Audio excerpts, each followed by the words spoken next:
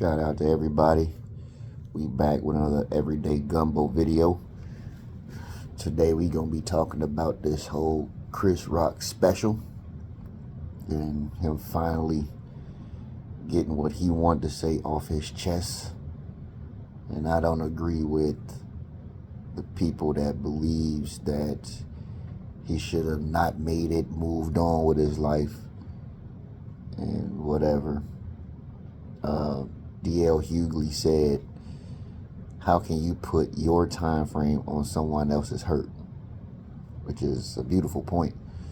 There is no statute of limitations to when somebody is supposed to be over something. So let's get into that. Of course, you know, it was a year ago since the whole slap her around the world. Will Smith took it upon himself to get up, walk out his chair to the stage and slap Chris Rock live on national TV at the Oscars. We ain't gonna get too much into that because you pretty much know what it is. But I want to point out some key components that happened, so you know that before the slap, Will Smith himself was laughing at the joke Chris Rock made about Jada. Slightly previous to that, Jada was laughing to jokes that weren't about her. But she was also entertained by what Chris Rock was saying until, you know, he cracked a joke on her and she rolled her eyes, and Will Smith did laugh at the shit. Then he looked at his wife and saw that and then took it upon himself to like, oh, okay, well, she's pissed. Let me do something. At no point was it ever cool for him to do what he did. From his seat to where Chris Rock was presenting at, took about a good 5, 6 seconds to walk up to do that. So he had enough time to turn that idea off in his head. But he didn't. He still went through with it. And the joke that Charlie Murphy had on the Chappelle show with the Rick James skit was, you ain't supposed to slap a man. Even when slapping was fashionable, you know, back in France, a guy would walk up to another guy and be like, I challenge you to a duel. Take off his gloves and slap him with them. They had a gunfight after that. Somebody had to die. You know what I'm saying?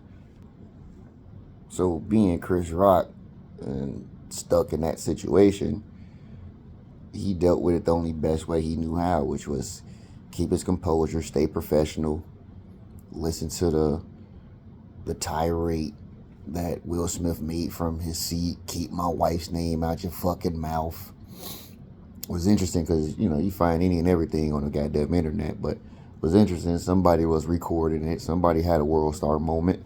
Somebody was recording it from behind Will and Jada's point of view, where when he first originally said it, she just turned and looked at him and was still cool, and then turned back and just looked at Chris. Even before that slight interaction before that, where he finally made it back to the seat and sat down, you know, Chris Rock said, oh, well, I just got slapped the shit out of by Will Smith. She laughed at that. Then he busts out and makes his tirade. Keep my wife's name out your fucking mouth. She just looked at him and looked back at the stage. And he like, really, dude, it's a G.I. Jane joke. You know, keep my wife's name out your fucking mouth. She ain't break no movement whatsoever. Hey, baby, calm down. You know what I'm saying? It's cool. Let's just chill. You know? Nothing. Like, she just sat there and just kept looking at Chris like, You know what I'm saying? Like, so I want to paint this picture about that night, right? What was so important about that night was It's supposed to have been basically black excellence at its best. There isn't enough black visibility at the Oscars. One of the prominent highest award shows there is. There's not enough black visibility. And on that night, it was black excellence to the fullest. You had a black producer of the show for the first time probably ever, Will Packer. Then you had multiple presenters, nominees, and award winners, people of color, right? The very award that Chris Rock was presenting was awarded to Questlove from The Roots. And just the thought of this is supposed to be a star-studded night where everyone was rooting for Will Smith. Basically his night. Pretty much knew he had it in the bag. He was going to finally grab the brass ring, as you so call it. This was his night. And he decides to go up there and assault a person live on TV, be allowed to go back to his seat, and still get announced for the nomination of the award, win the award, do this long, elaborated speech where he cries, apologizes to the Academy first for what he did and everything, and still go ahead and accept his award and make his speech and, all this stuff. Now, I bring up all that to say, with everybody being in attendance and everything like that, Chris Rock has hosted the Oscars before. Pretty sure he probably had brought his family out before. They probably been to several of these things, probably, But on this very night, I'm pretty sure he probably had his family with him, which he mentioned that his mother was there, or, even after the situation, people was talking about, like, oh, what about Chris's family? What about, his mother was there, his daughters, his kids was there, things of that nature. What if Chris Rock's mother was there and in support of Will Smith and had to sit there and watch this man walk up there and slap her son? You know what I'm saying? Then the fact of just the embarrassment of it all, where Chris Rock still stood respectfully, professionally in position to present the award that he presented, stood there while Questlove gave his speech, and then just had to walk off stage and the show continued as if nothing happened. When you think about it, the possibilities are endless. In the words of Danny Myers, do you believe in the parallel universe? I do. What if Chris Rock pressed charges and had Will Smith arrested?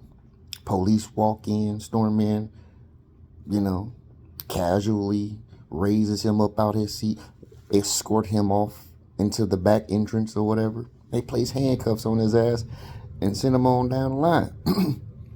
Then he's not present to accept his award or give that fucking speech. Speaking of which, the speech. You get up there, first person you apologize to is the Academy for your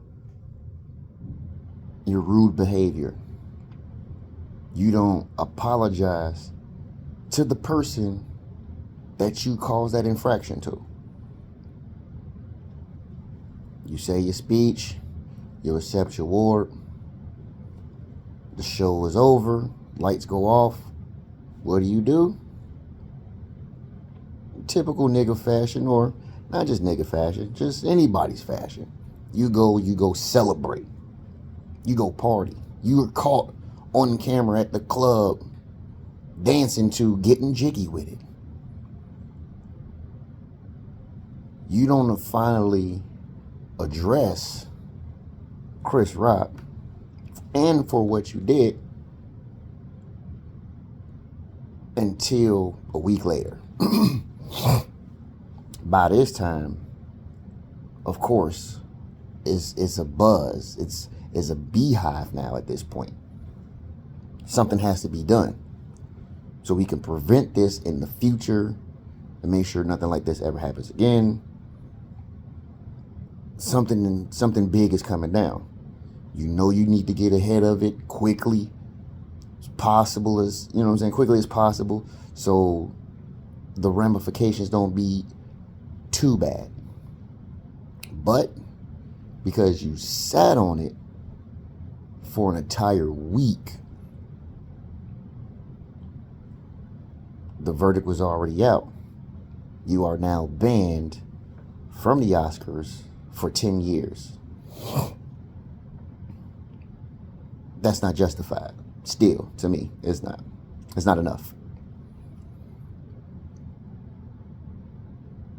In the new special, live, by the way, Chris Rock put out Selective Outrage. He goes to mention that he was a huge Will Smith fan.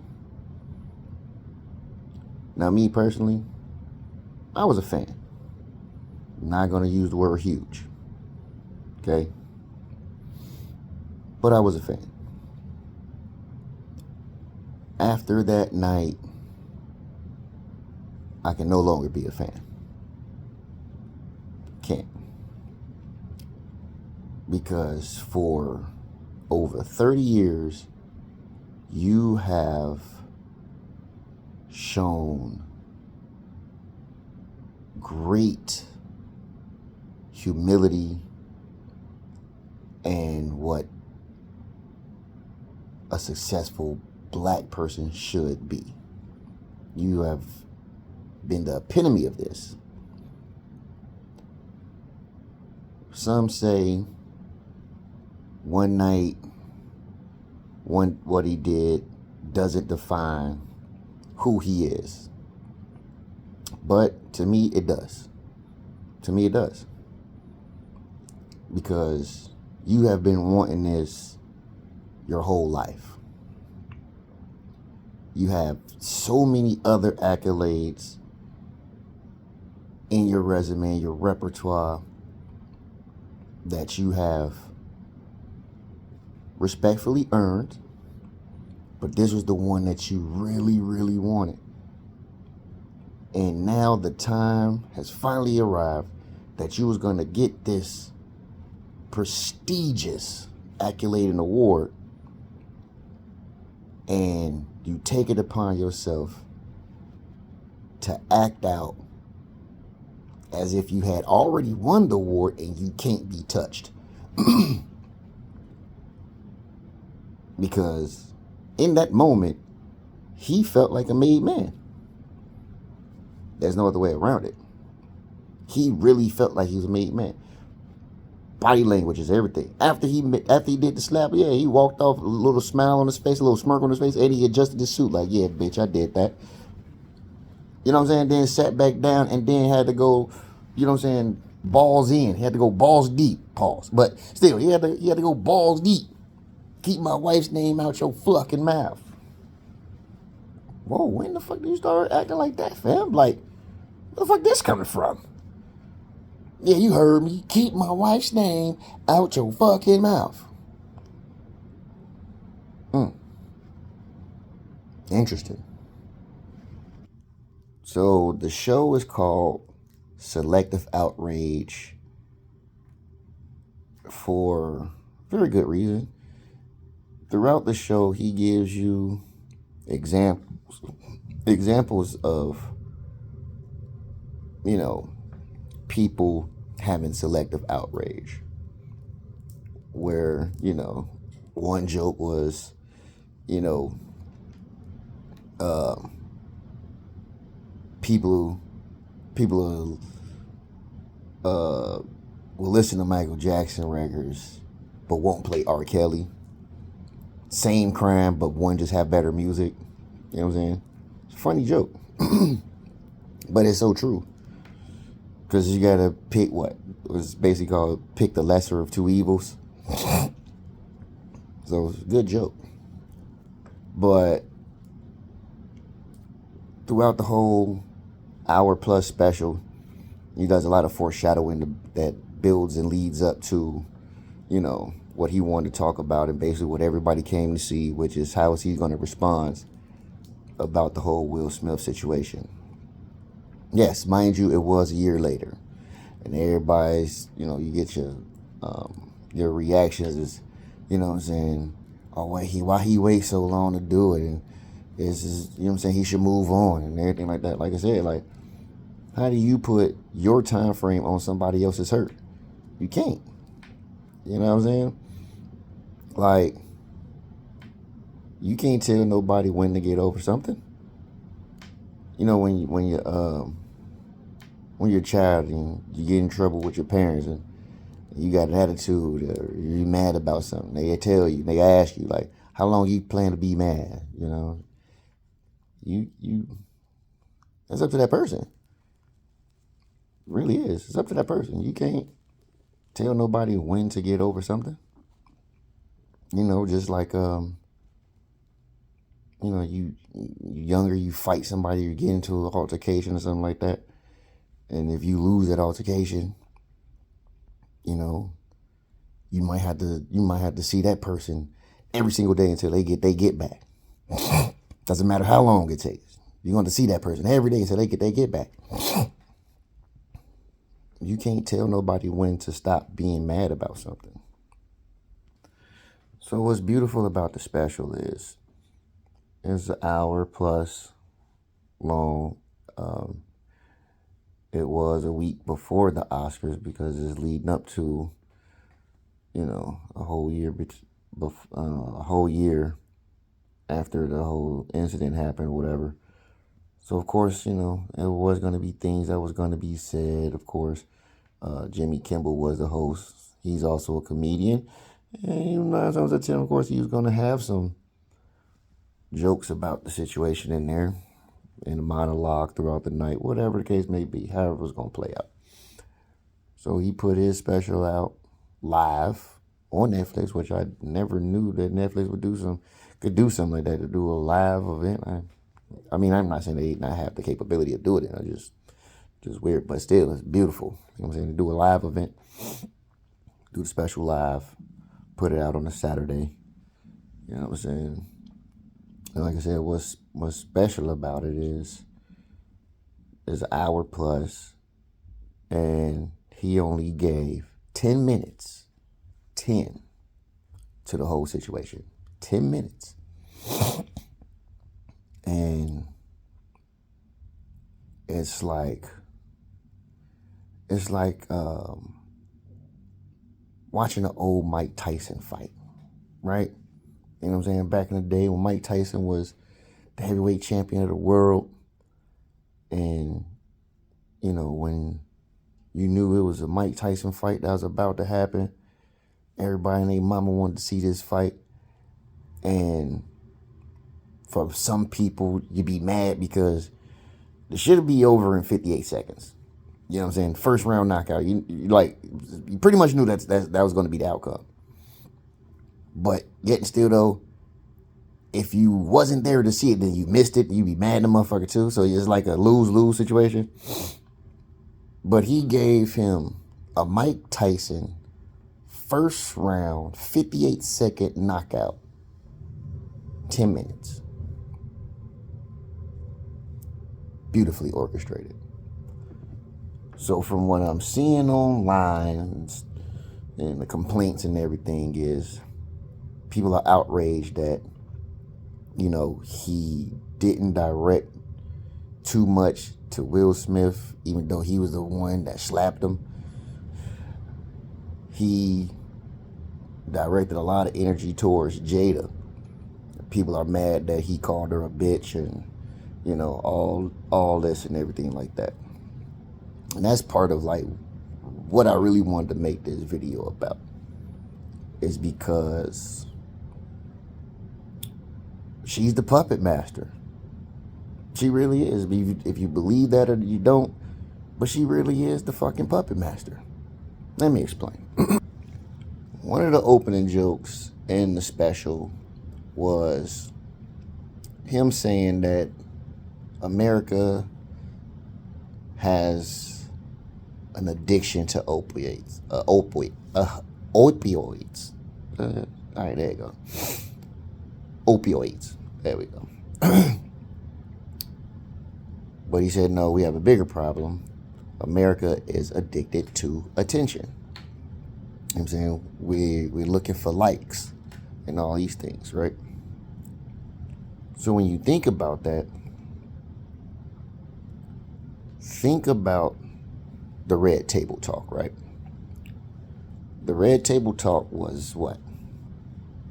A Facebook live show or whatever, some shit like that, whatever the fuck it is, whatever it is. It's a Facebook show.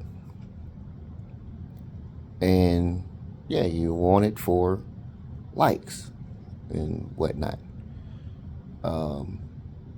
Think about, you know, her trying to say that, you know, she has alopecia and she's gonna shave her head and wear it proudly, and you know, she wants people to like her and accept her in this new journey in her life. You know what I'm saying? With this disease. You gotta think about,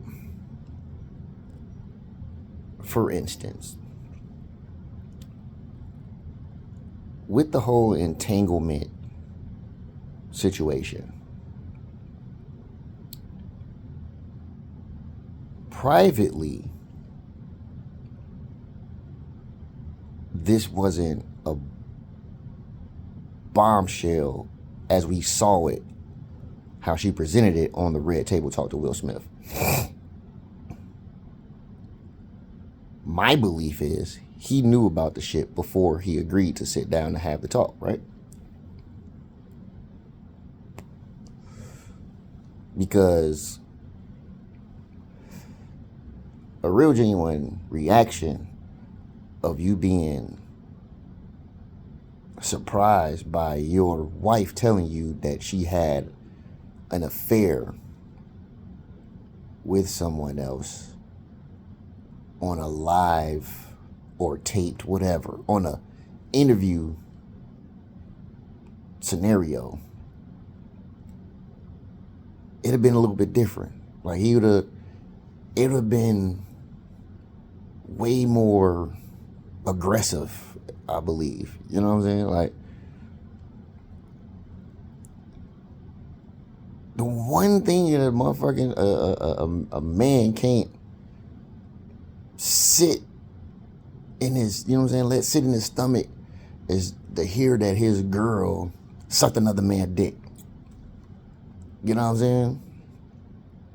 Like, on Summertime Shootout, on the Fab song, you know what I'm saying, where he used the skit with, what was it, Country Wayne? I believe it was Country Wayne and Jess Hilarious, where, you know what I'm saying, she talked about cheating and shit, and he asked her, did you suck his dick? Did you suck his dick?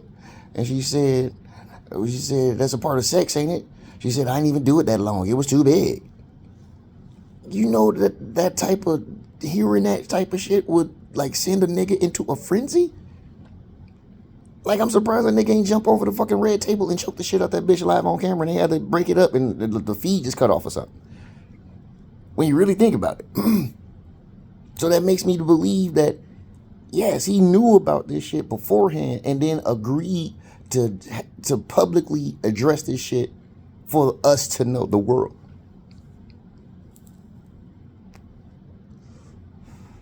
What kind of sick shit is that?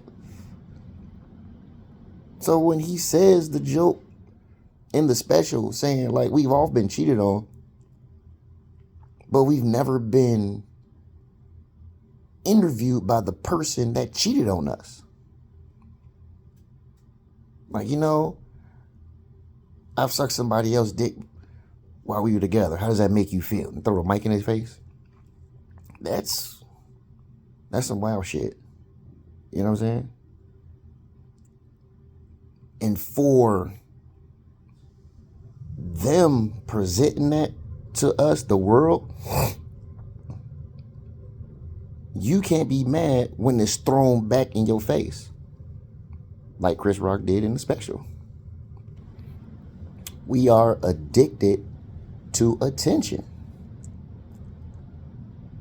Besides, after the slap at the Oscars, the only thing that she has ever publicly came out and said was that, that she hoped that both them heal, can talk, and get past it. Besides his PR, his team, management or whatever, I'm pretty sure she had a voice in him making that staged apology where he sat down and apologized, made the video apologize bullshit, to try to save face, the public apology type bullshit or whatever. Then it even really wasn't presented nowhere special publicly, you know what I'm saying? People just caught wind of it, and then the news media carried it. You know what I'm saying? But supposedly he reached out to Chris, and Chris ain't want to talk.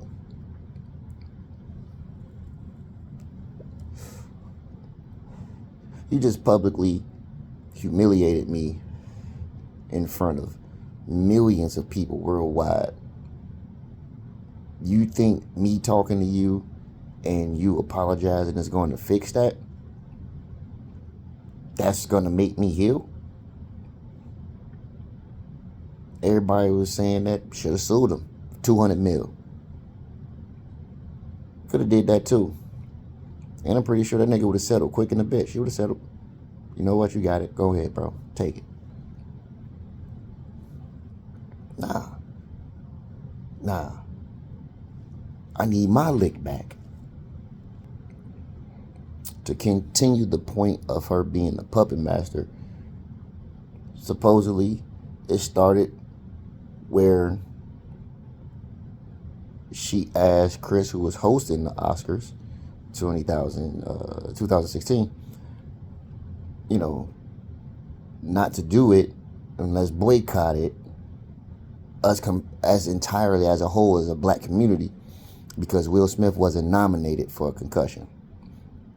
And at that point, I'm still a Will Smith fan, but that just wasn't the movie I wanted to see. I'm straight on that. So I still haven't seen that bullshit. But that's what she wanted.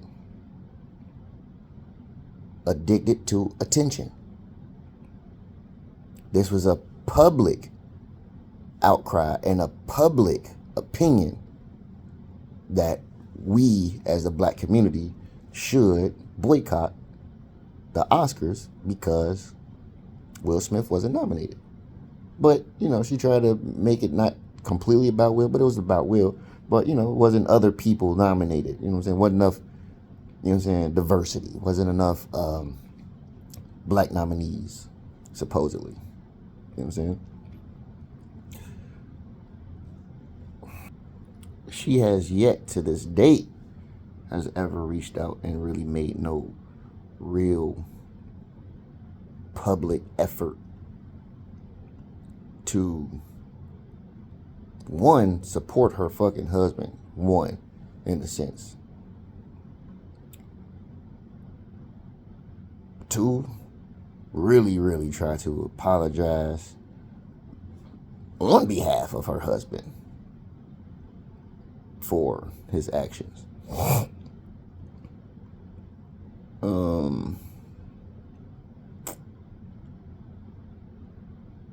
I'm trying to think of other instances where is garnered for Chris Rock to bring her back into the material that he had gave for the 10 minutes. Now, him calling her a bitch, I see nothing wrong with it. Me personally, I don't. For the simple fact, just like battle rap,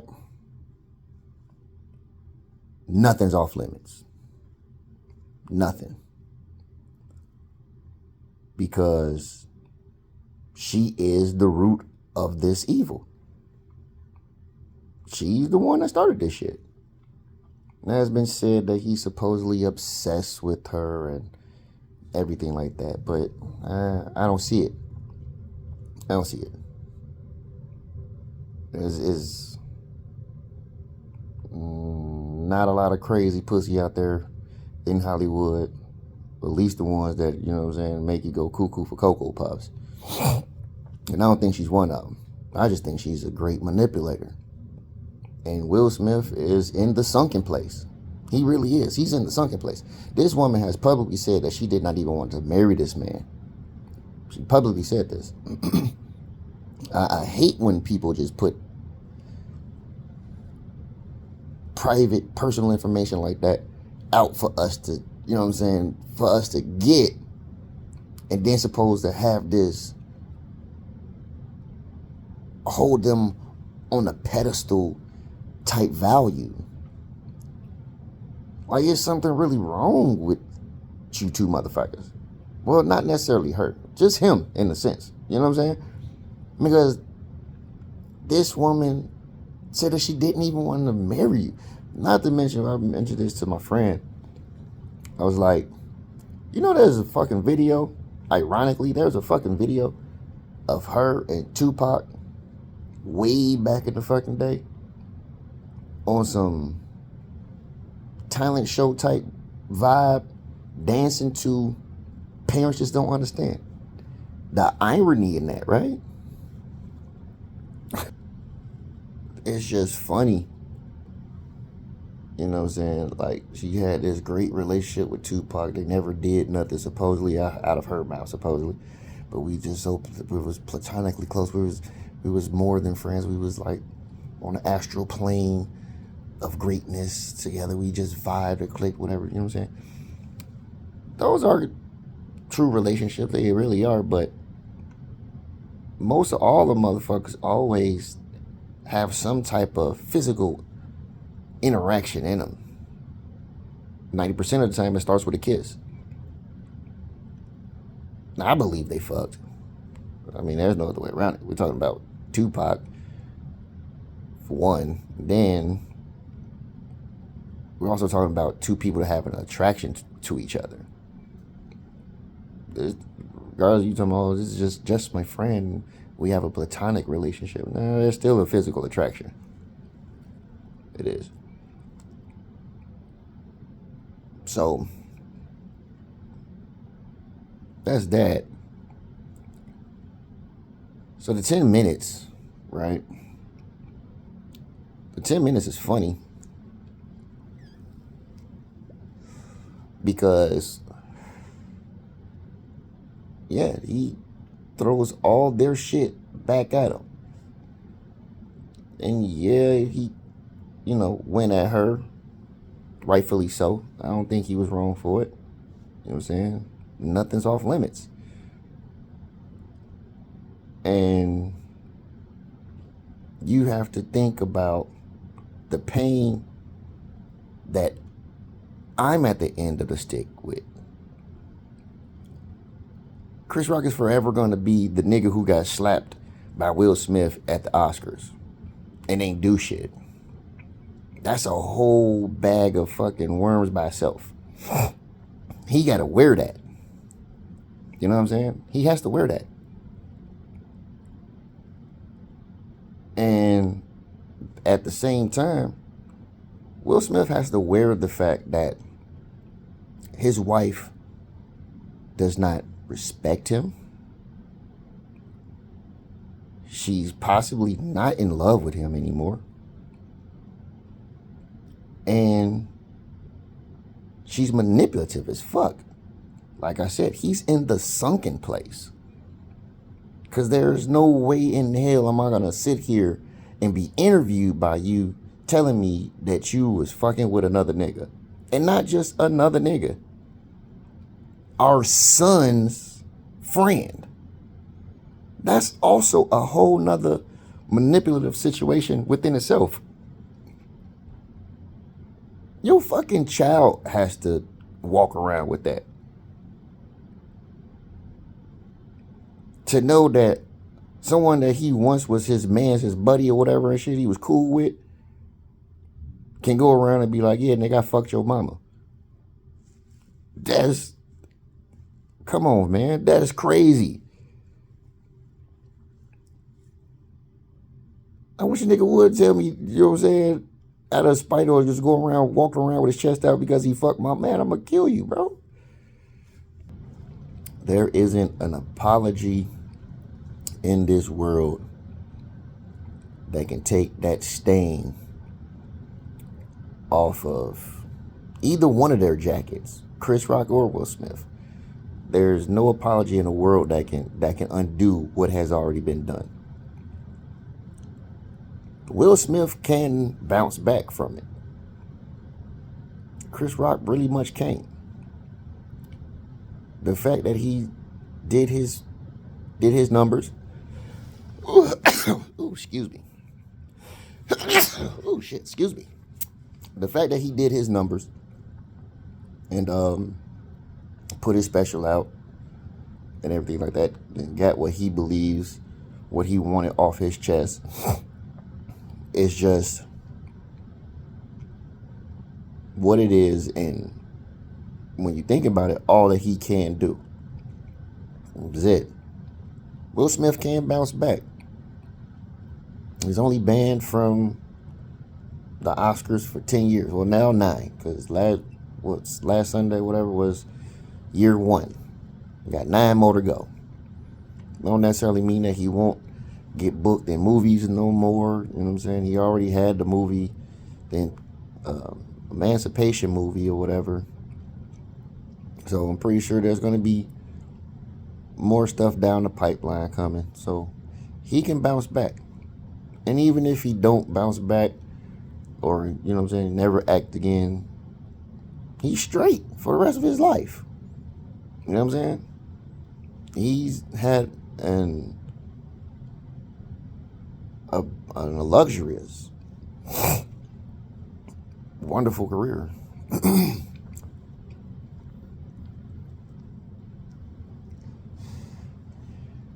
He lived a life that's full. You know what I'm saying? Can't erase that. He did great, and he will be forever remembered for the work that he's put in. I'm not supporting it no more though. You know what I'm saying? Because the shit was wrong, man. The shit was wrong. You know what I'm saying? You could have hit commercial break, let the shit go, went backstage, and then talked shit to that nigga. You know what I'm saying? Behind the scenes. You know what I'm saying? Even with the closing remarks of the special, Chris Rock said, "Man, I got parents. My parents told me, man, never fight in front of white people." Yeah, because you don't want that perception to be the stereotype that they have about us to remain true. It's supposed to be classy. You know what I'm saying? We're supposed to be bigger than what they see us as animals and shit like that. Supposed to be bigger than that. And that was the time to show it and prove that. And you failed miserably as one of the highest regarded persons in celebrity that we know.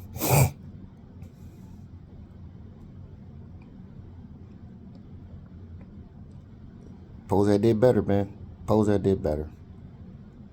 But I love the fucking special. It was fucking hilarious. Especially the 10 minutes. It was fucking great. I didn't have no entanglement. It was perfect. You know what I'm saying? Call that nigga Suge Smith. You know what I'm saying? Everybody like, oh, well, would he would have did that shit to 50 Cent, the Rock, you know what I'm saying? Somebody, you know what I'm saying? Somebody else. Who knows? Probably not. Maybe so. Who knows? It's a parallel universe. It's a what if. We don't know. You know what I'm saying? Regardless of the fact, still some sucker shit. Some bitch ass shit. It was some sucker shit. You shouldn't have did it. You know what I'm saying? Shouldn't have fucking did it. But that's my take on it, man. I'm done with it. I have no problem with him calling Jada a bitch, a predator, a manipulator. She's all that. She's all that. And that nigga's gonna forever be stuck in a sunken place for attention. Because he's addicted to the attention of being with that bitch. It's such a hard thing for him to be like, oh, okay, well now we're getting divorced and I need to get away from this bitch. You know what I'm saying? Like, that's gonna hurt his image even more. It hurts your image even staying with this motherfucking bride. Because she don't respect you. She don't. She's just as more guilty of being addicted to the attention of being with him. Like, she can't stand on her own 2 feet. Which she can. I'm not saying that Jada's not a good actress. And, you know what I'm saying? She can't, you know what I'm saying,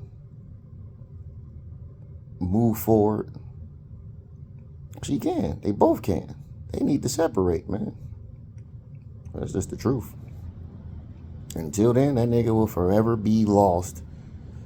You know what I'm saying? Like, she done removed his brain and replaced it with her pussy. You know what I'm saying? Like, cause this nigga sitting around here lost.